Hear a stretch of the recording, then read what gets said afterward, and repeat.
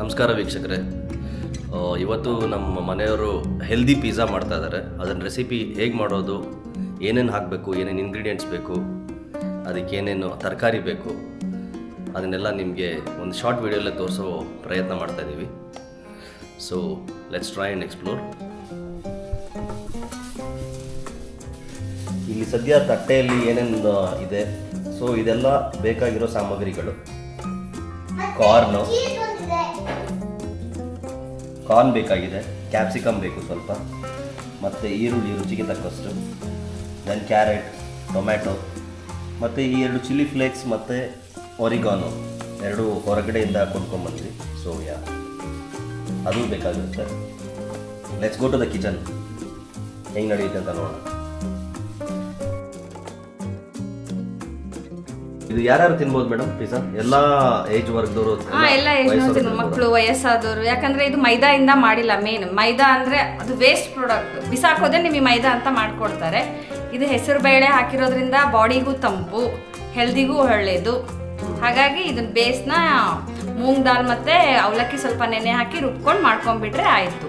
ಓ nice. ನಾನೆಲ್ಲೂ ಕೇಳಿಲ್ಲ madam ಇದ್ರ ಬಗ್ಗೆ. ಇದೇ ನೀವು ಹೊಸದಾಗಿ ನೋಡಿರೋದಾ, ಇಲ್ಲೋ ನೀವು ಎಕ್ಸ್ಪ್ಲೋರ್ ಮಾಡ್ತಾ ಇರೋದಾ, ಹೇಗೆ? ಇಲ್ಲ, ಆಕ್ಚುಲಿ ಇದನ್ನ ಕೇಳಿದ್ದೆ ನಾನು, ಬಟ್ ಟ್ರೈ ಮಾಡಿರಲಿಲ್ಲ. ಇದೇ ಫಸ್ಟ್ ಟೈಮ್ ಟ್ರೈ ಮಾಡಿದೆ. ನನ್ನ ಮಗಳು ಪಿಜ್ಜಾ ಬೇಕು ಅಂತ ತುಂಬಾ ದಿನದಿಂದ ಕೇಳ್ತಾ ಇದ್ಲು. ಅವ್ರು ನಿಮ್ಮ ಮಗಳು? ಅವರು ಹೌದು ಹೌದು. Hello Sukki. Hello. Okay okay madam, let's see how it comes out. ನೋಡೋಣ. ಚೆನ್ನಾಗಿ ಬಂತಂದ್ರೆ ಇದನ್ನೇ ನೋಡಿ ಒಂದು 4 ಜನ ಕಲೀಲಿ. ಹೆಲ್ದಿ ಫುಡ್ ಹ್ಯಾಬಿಟ್ಸ್ನ ಅಡಾಪ್ಟ್ ಮಾಡ್ಕೊಳ್ಳೋಣ.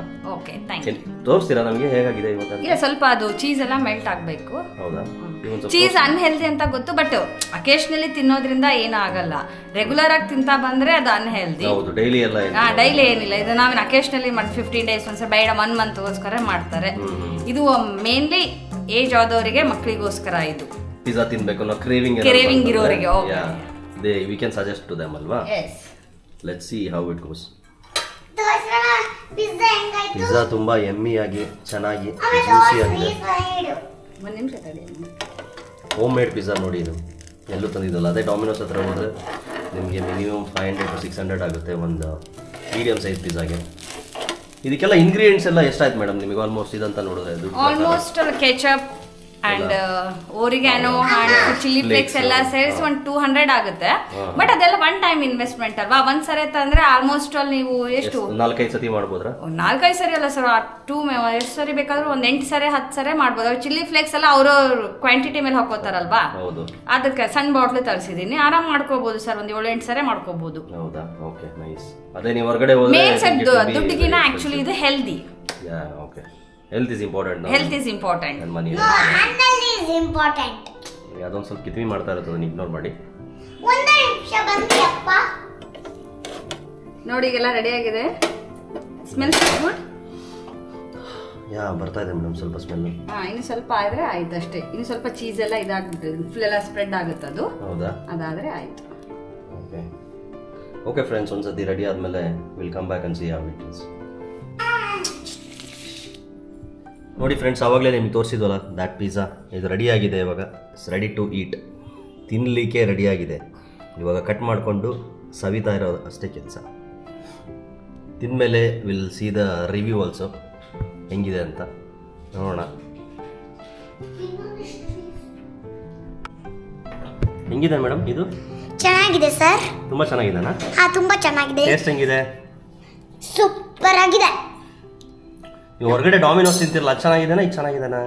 ಮನೆಯದ್ದು ಚೆನ್ನಾಗಿದೆ. ನನ್ನ ಬೆಟ್ಟನೇ ಆ ಕಡೆ ಕಿತ್ತಿಡ್ಬೋದು. ಹೌದಾ? ಅಷ್ಟು ಚೆನ್ನಾಗಿದೆನಾ? ಹೌದು. Okay, thank you. ತಡ್ರಿ.